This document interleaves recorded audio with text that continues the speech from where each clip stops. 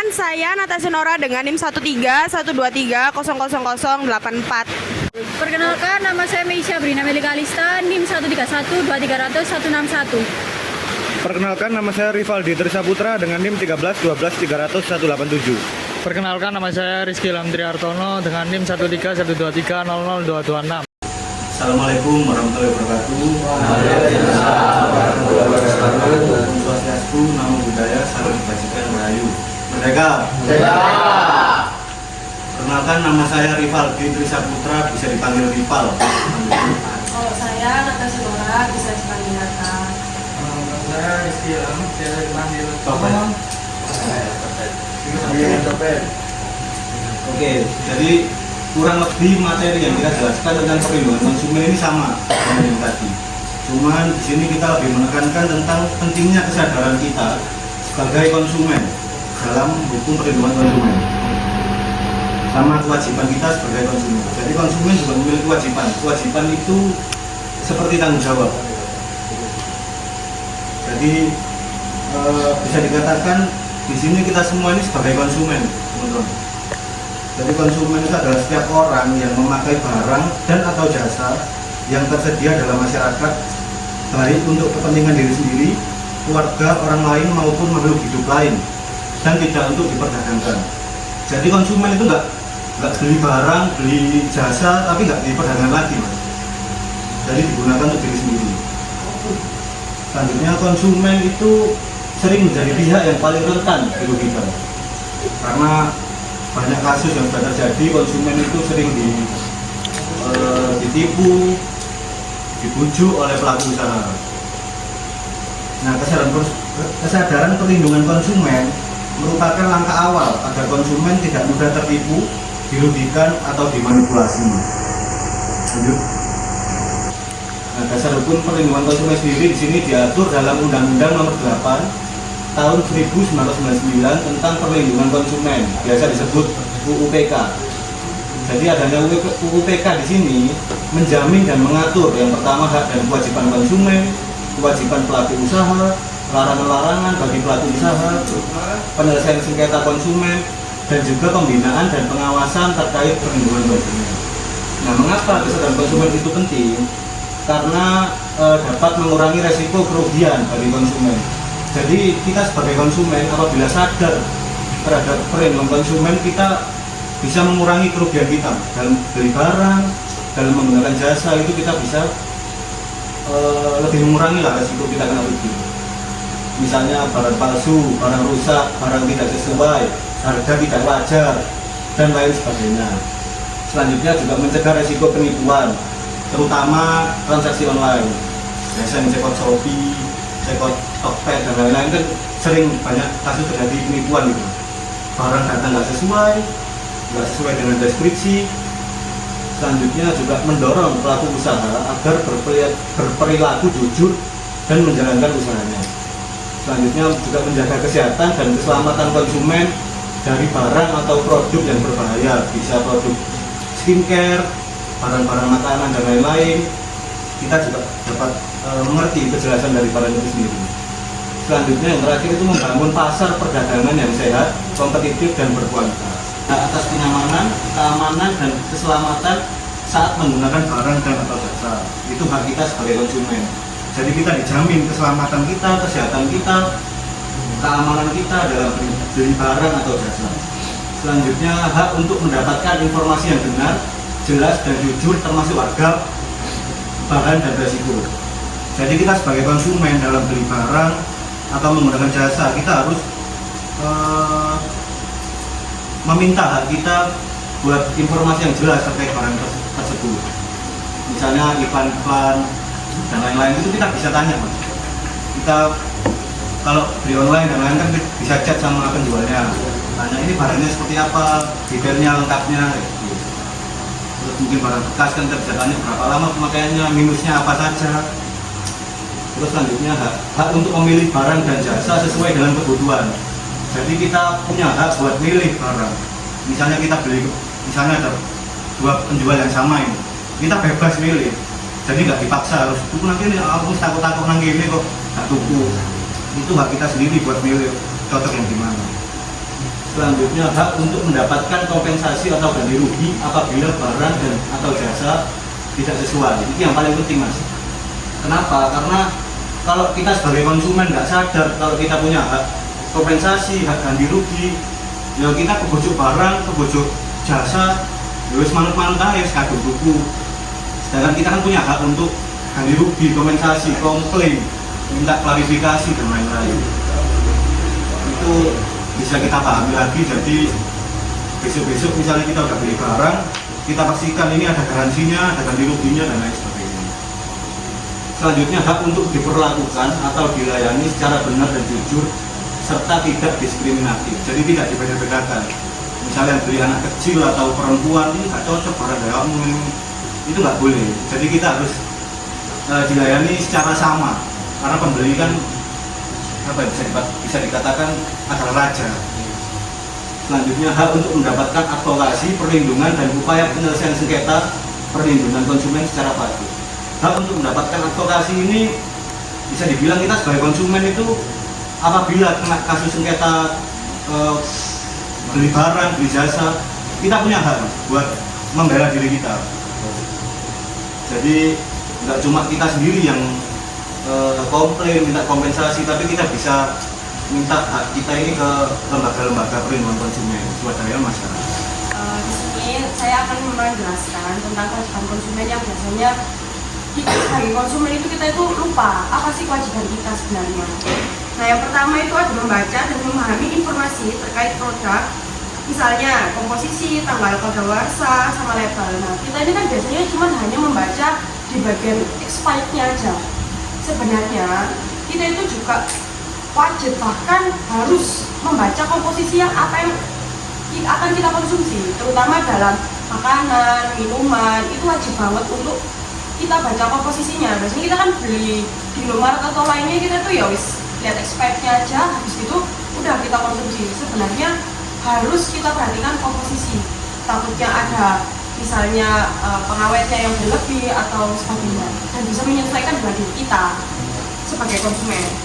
Yang kedua, mengikuti petunjuk penggunaan, yaitu dimana misal kita itu pada saat membeli elektronik, dimana wattnya itu biasanya dilihat kayak 150 watt atau berapa watt, itu disesuaikan dengan watt yang ada di rumah kita. Kayak harus itu sih, itu sebenarnya yang kita sebagai konsumen itu kadang anggar beli, terus ternyata di rumah waktu digunakan ternyata meledak dan lain-lain. Itu termasuk salah kita sebagai konsumen karena tidak melihat ukuran wattnya itu sendiri. Untuk selanjutnya, membayar sesuai harga yang disepakati tanpa merugikan pelaku usaha. Jadi kita ini kan kadang juga suka nego di pasar, di tempat-tempat yang biasa kita beli lah. Itu juga sebenarnya kita sebagai konsumen harus ada empati lah sama para pelaku usaha. Kira-kiranya untuk kadar dalam menego itu seberapa pantasnya gitu.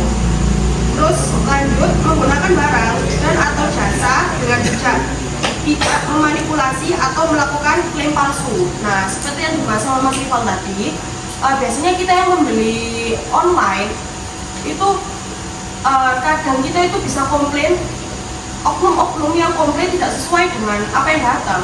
Misalkan datang sudah sesuai, tapi untuk menjatuhkan usaha orang tersebut biasanya dengan komen-komenan yang tidak sepantasnya lah. Nah, itu bisa merugikan juga untuk pelaku usaha. Nah, kita sebagai konsumen wajib mempunyai empati juga terhadap hal itu. Harus berhati-hati lah. Selanjutnya ada juga menyampaikan keluhan secara jujur serta mengikuti upaya penyelesaian sengketa perlindungan konsumen secara patut. Nah, di perlindungan konsumen sendiri mungkin dari sebelumnya juga sudah dijelaskan urutan atau lembaga apa aja yang melindungi kita sebagai konsumen atau mas-masnya ini yang mempunyai usaha atau sebagai pelaku usaha. Nah, untuk hal ini nanti akan dijelaskan Mas Rizky untuk lebih lanjut. Sering terjadi pada konsumen atau bahkan kita sebagai konsumen itu juga kadang nggak sadar apa yang sudah terjadi pada saat kita membeli sebagai konsumen. Pertama, barang tidak sesuai.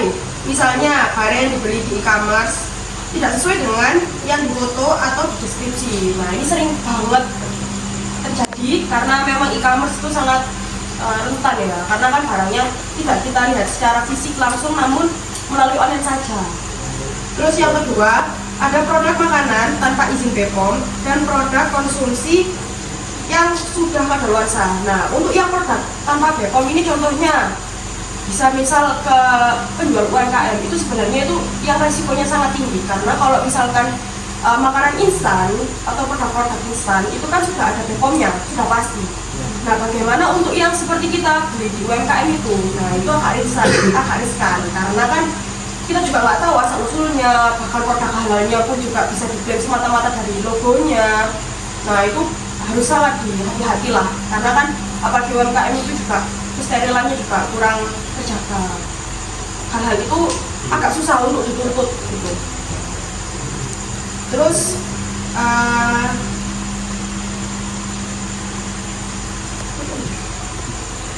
lanjut, produk elektronik yang tidak bergaransi. Nah, ini cocok banget untuk mas-masnya kan, biasanya cowok-cowok ini biasanya beli elektronik, atau biasanya mas sekarang ini kan beli hadiah-hadiah untuk Agustusan. Pada saat kalian beli itu wajib banget untuk melihat dari garansi produk-produk yang kalian beli. Karena apa? Kalian memberikan keluarga itu juga termasuk salah satu perlindungan dengan adanya memastikan adanya garansi itu tadi. Jadi kalau kalian memang harganya lebih murah dan melepaskan budget, tapi sama saja jika memberikan kepada warga tidak ada jaminannya, itu nanti balik lagi kasihan keluarganya.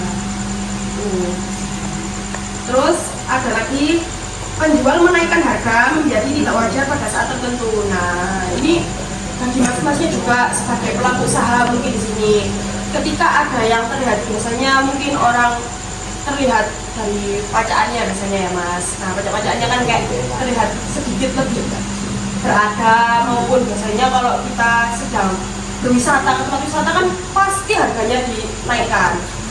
Nah, itu biasanya kita kan sebagai konsumen sangat dirugikan kalau hal seperti itu. Terus habis itu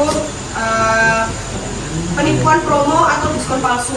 Nah, penipuan promo atau diskon palsu ini biasanya hanya untuk marketingnya mereka aja. Jadi coba ditanyakan syarat dan ketentuan yang berlaku itu harus jelas seperti apa, karena cuma biasanya untuk marketing menarik perhatian kalian aja.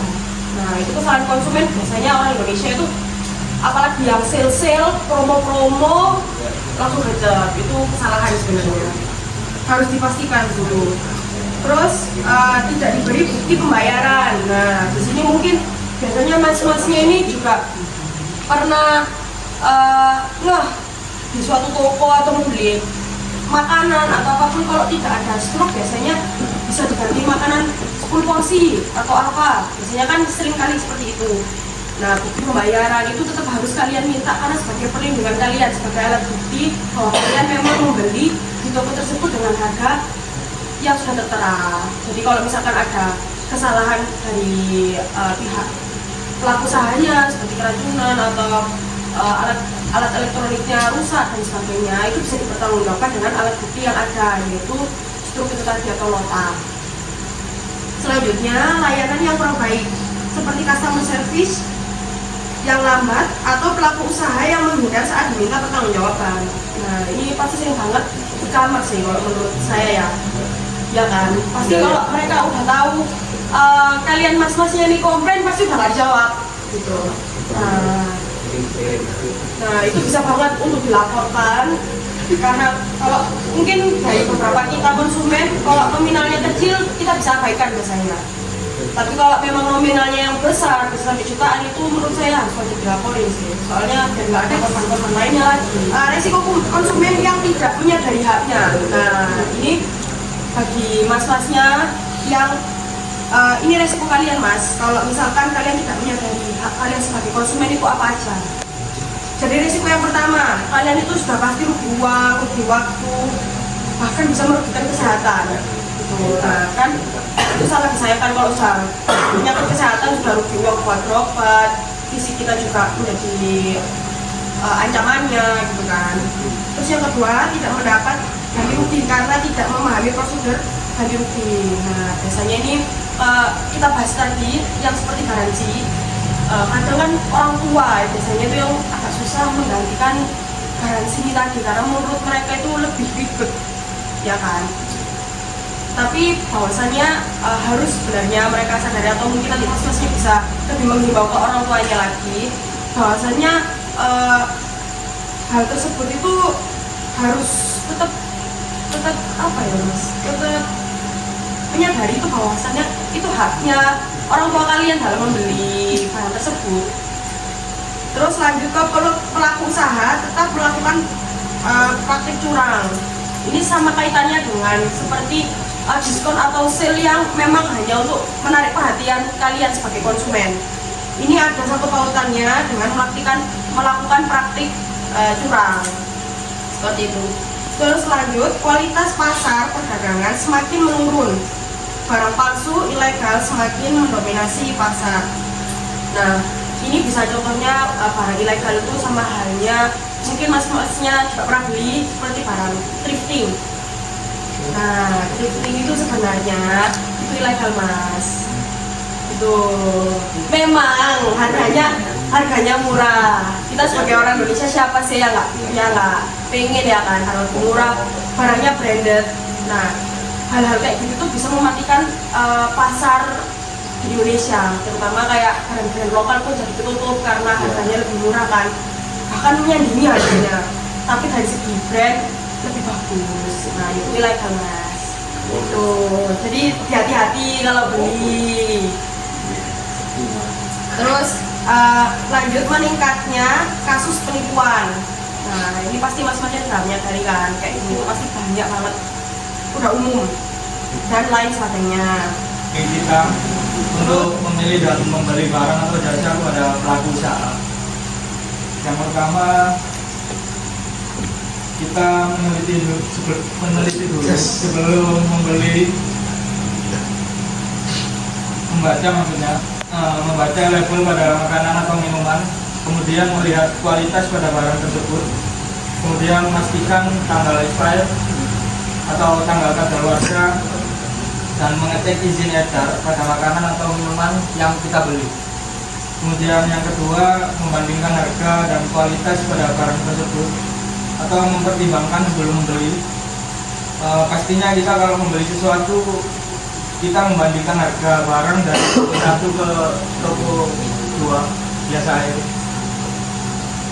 Kemudian yang ketiga, memeriksa reputasi penjual atau melihat rating penjual, ulasan atau riwayat transaksi. Biasanya kalau kita check out di Shopee, kita nggak luput dari melihat rating, ulasan atau apa ya, bintang toko itu. Terus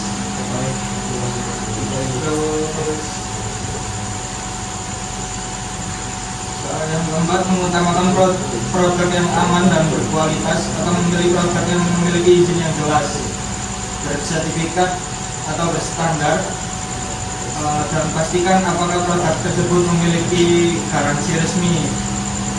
Kemudian selanjutnya, menyimpan bukti transaksi atau struk. Biasanya toko yang barang kita beli biasanya diberi struk setelah kita beli barangnya. Kemudian yang terakhir, berani komplain atau melapor apabila kita merasa dirugikan. Rivaldi. Yang pertama, melakukan komplain atau pengaduan kepada pelaku usaha dengan meminta klarifikasi terkait kerugian yang dialami. Kemudian sertakan bukti pembelian dan juga bukti kerugian yang dialami. Kemudian yang kedua, melakukan komplain atau pengaduan kepada LPKSM, Lembaga Perlindungan Konsumen Swadaya Masyarakat.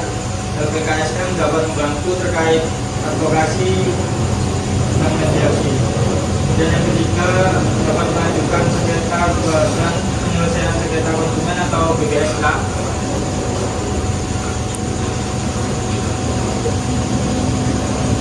Kemudian selanjutnya, melapor pada lembaga pemerintah yang menangani pengaduan konsumen seperti Kementerian Perdagangan Layanan Konsumen, Dinas Perdagangan Kabupaten atau Kota, dan lain sebagainya. Kemudian yang terakhir, melakukan laporan atau mengajukan komplain ke platform e-commerce. Apabila transaksi dilakukan secara online menggunakan aplikasi e-commerce, misalnya pengajuan retur, pengembalian dana atau refund, dan lain sebagainya. Kemudian slide terakhir ada kesimpulan. Kesadaran perlindungan konsumen sangat penting untuk menjaga keamanan, keselamatan, serta kesejahteraan masyarakat dalam setiap transaksi barang dan jasa. Konsumen yang memahami hak dan kewajibannya akan lebih teliti, kritis, serta mampu melindungi diri dari penipuan, produk berbahaya, dan praktik curang pelaku usaha. Dengan mengetahui mekanisme pengaduan dan proses penyelesaian sengketa, konsumen juga dapat memperoleh kompensasi atau ganti rugi ketika dirugikan. Selain itu, meningkatkan kesadaran konsumen akan mendorong pelaku usaha untuk lebih jujur, patuh, dan bertanggung jawab, sehingga tercipta pasar yang sehat, aman, dan berkualitas. Pada akhirnya, perlindungan konsumen bukan hanya tanggung jawab pemerintah atau pelaku usaha, tetapi juga partisipasi aktif masyarakat sebagai konsumen cerdas. Oke, coba Mas Among balik ke slide yang permasalahan yang sering terjadi. Nah, sebelumnya teman-teman atau mas-mas di sini ada yang pernah nggak mengalami yang tertera di sini? Boleh cerita terus solusinya seperti apa? Mungkin ada yang pernah mengalami yang tidak bergaransi dan lain sebagainya. Boleh ceritakan, Mas.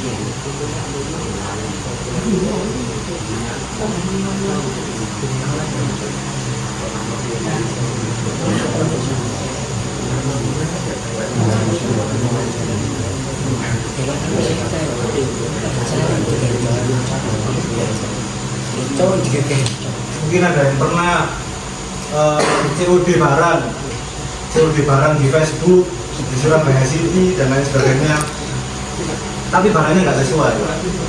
Kira-kira ada yang pernah mengalami nggak?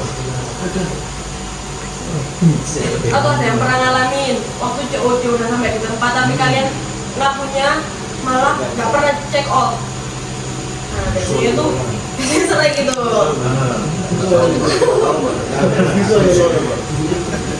Udah COD malah tapi nggak dibayar.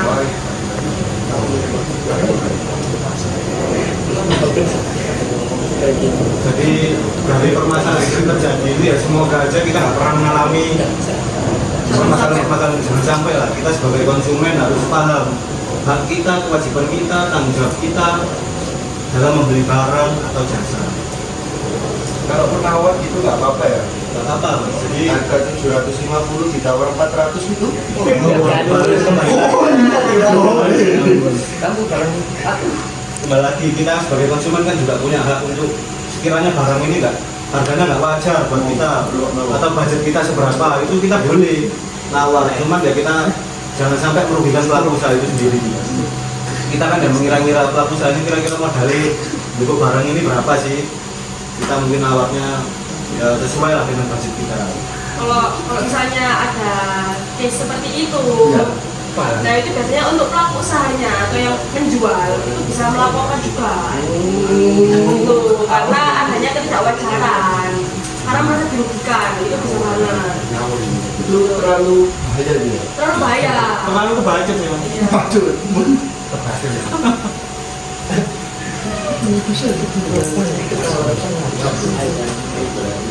Oke, jadi dari materi yang kita paparkan tadi mungkin ada yang mau bertanya, boleh.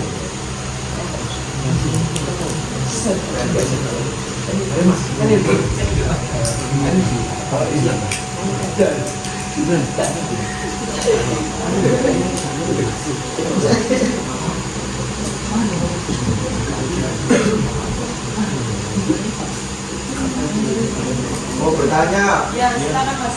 Nah, dari pemerintah sendiri pemerintah itu dalam meningkatkan kesadaran perlindungan itu seperti apa? Boleh dijawab.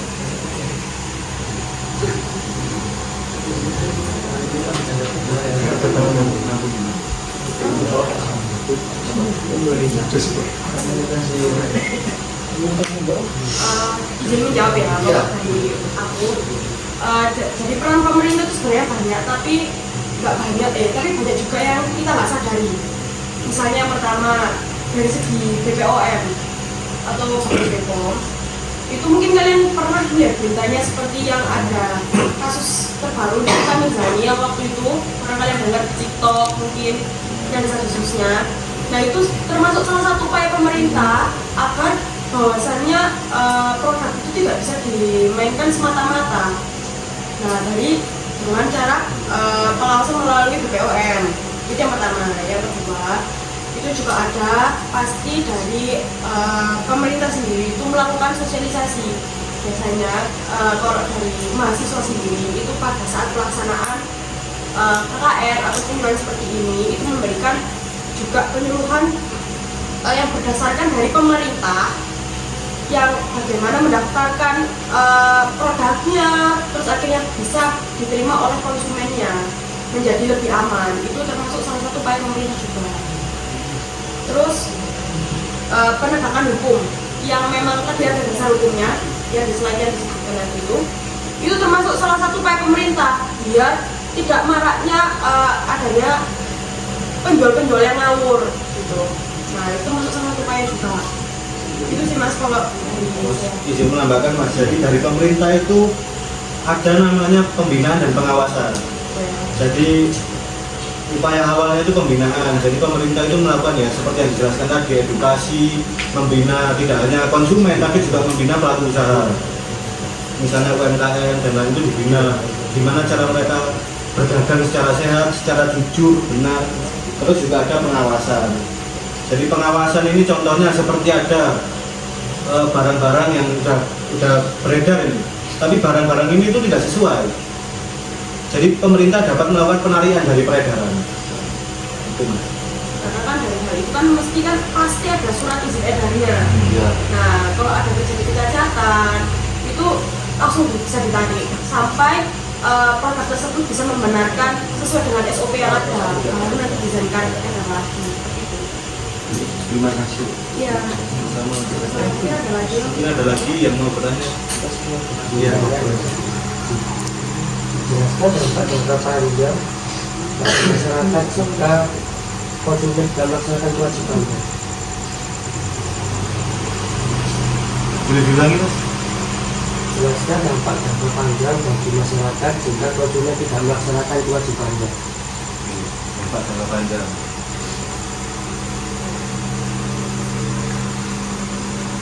Coba sebelum ke slide yang Kewajiban. kewajiban. Itu.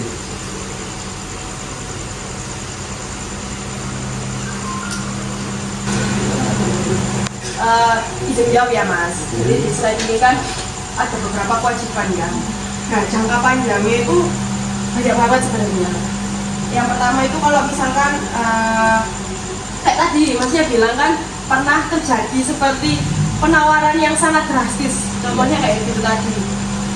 Itu jangka panjangnya itu bisa merusak pasar. Misalnya karena membeli celana contohnya.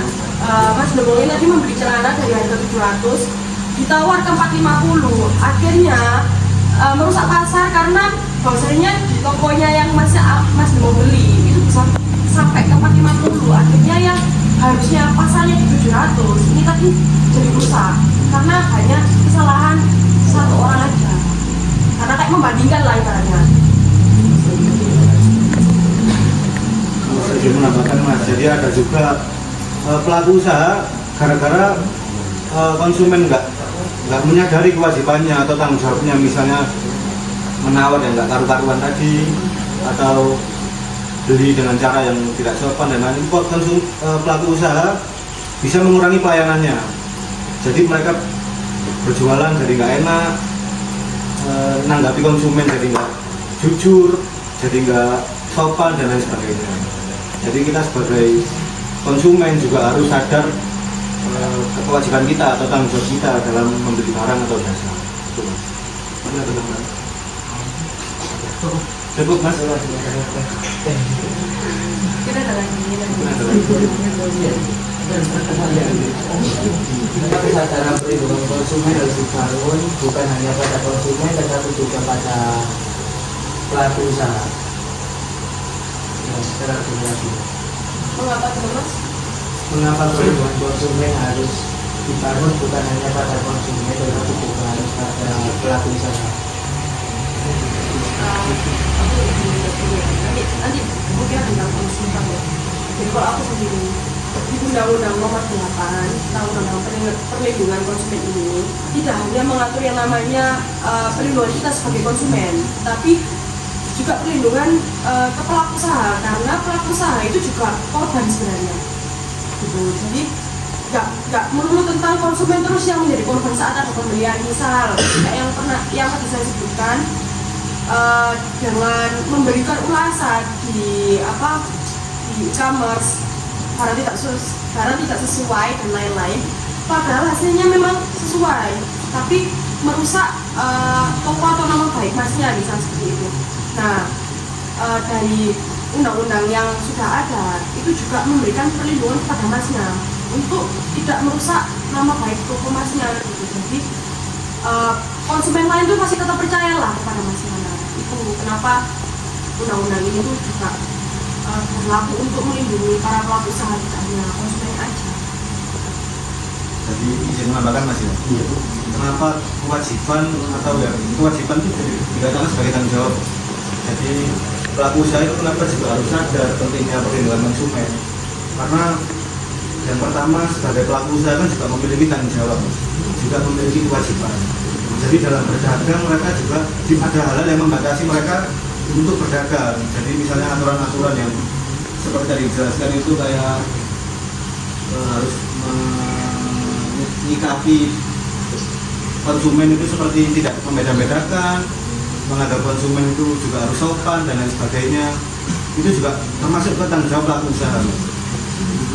Kenapa pelaku usaha itu harus memahami hal itu? Karena yang pertama biar mereka juga adil. Jadi dalam transaksi berdagang itu pelaku usaha dan konsumen itu juga bertindak secara adil. Jadi nggak pelaku usaha, nggak konsumen tahu yang harus sadar, tapi pelaku usaha juga harus menyadari. Jadi sama-sama berdagang dengan adil.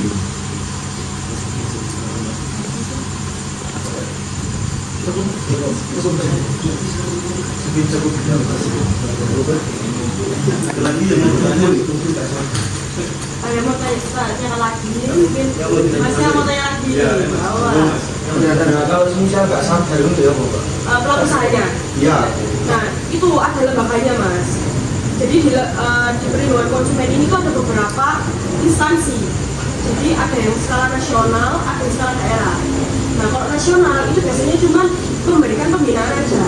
Tapi yang skala seperti ini itu biasanya ada di perdaerahannya. Tapi kalau yang di Surabaya sebenarnya jujur aja saya kurang tahu gimana. Tapi itu bisa dilaporkan secara langsung. Bisa, dan itu langsung bisa ditarik untuk produknya. Bagi selidiki lalu ditarik produknya itu bisa. Kalau daerah Sidoarjo nggak? Nah itu Surabaya Sidoarjo itu nggak tahu. Biasanya kalau di Sidoarjo nanti pasti ikutnya kantornya di Surabaya. Pusat, ya di dinas perdagangan juga bisa. Banyak kok yang melindungi ya. Cuman memang dari kita konsumen itu biasanya nggak mau terlalu untuk lapor. Karena gini, kan udah diberitahu sebanyaknya. Karena produknya ini dikirimnya itu salah. Tadi jawabannya itu cuma oke, itu aja. Gimana kita dikirim, cuman nanti kalau mau kesalahan itu selalu salah. Jadi nggak bisa diperbaiki. Ya betul. Padahal kan udah diberitahu kalau misal salah. Itu kan masuknya kita sebagai konsumen yang beli dari toko tersebut, itu kita akan mengalami kerugian juga. Iya.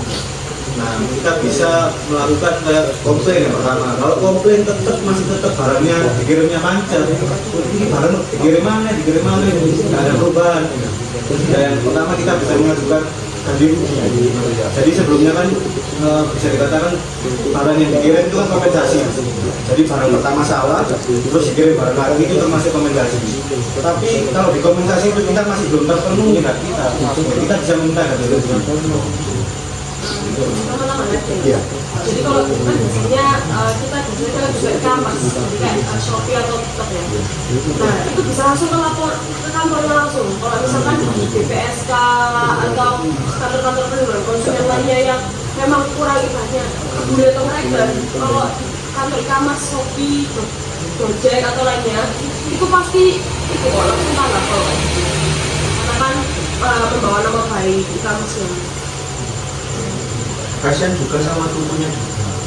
Kalau misal diulang-ulangi lagi kejelekannya kan kasihan sama tubuhnya juga. Sama kasihan sama yang live streaming gitu. Ya, otomatis kan pasti langsung menyerangnya kan begitu. Iya, misalnya seperti itu. Jadi dari tokonya sendiri harus juga ada upaya buat memperbaiki. Takutnya kan nanti ratingnya dijadikan satu sama orang-orang kasih satu bintang lama-lama nggak ada yang beli kalau mereka nggak berusaha memperbaiki. Terima kasih Pak. Mungkin ada lagi.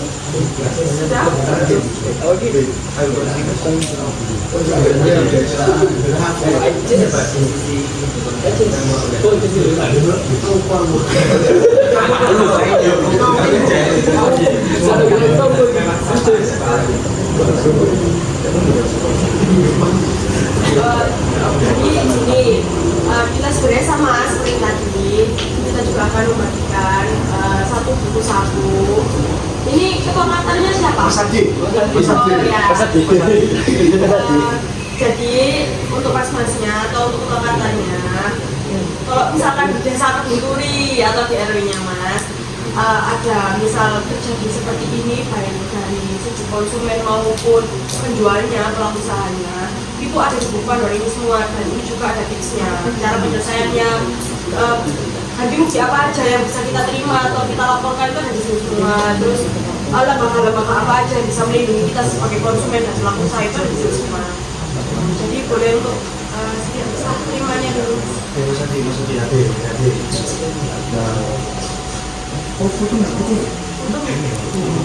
Dan Ya langsung tik.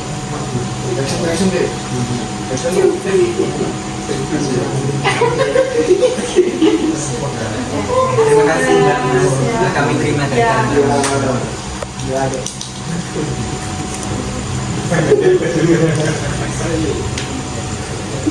Baik, sekian dari materi yang dapat kami paparkan.